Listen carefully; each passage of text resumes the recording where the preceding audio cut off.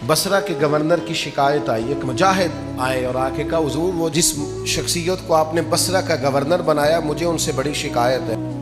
हज़रत उमर फारूक रदी अल्लाह ताला अन्हु ने गवर्नर साहब को खत लिखा, और ये जरा जुर्रत देखो सैयदना फारूक आजम की।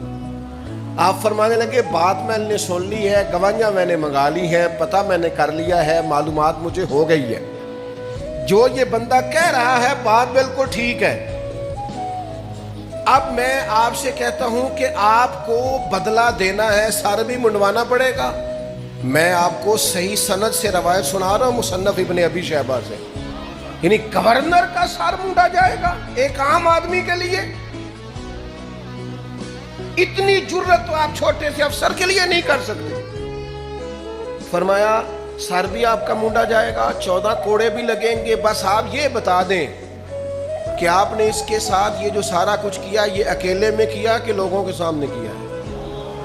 अगर अकेले में किया है तो सजा तन्हाई में अकेले में, और अगर सबके बीच किया है तो सजा भी सबके बीच मिलेगी। हजरत फारूक आदम ने उस शख्स को दिया, रुका, भेजे 7 लोग, वहां जाके गवर्नर साहब को भरे मजमे में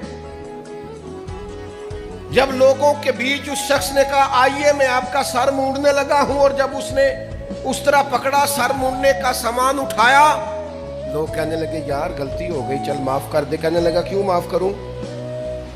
गोया वो जुबाने हाल से कह रहा था, वजद में कह रहा था, कैसे माफ करूं, ये आम हुकूमत नहीं, ये रसूलुल्लाह के खलीफा की हुकूमत है, खलीफा बरहक की हुकूमत है।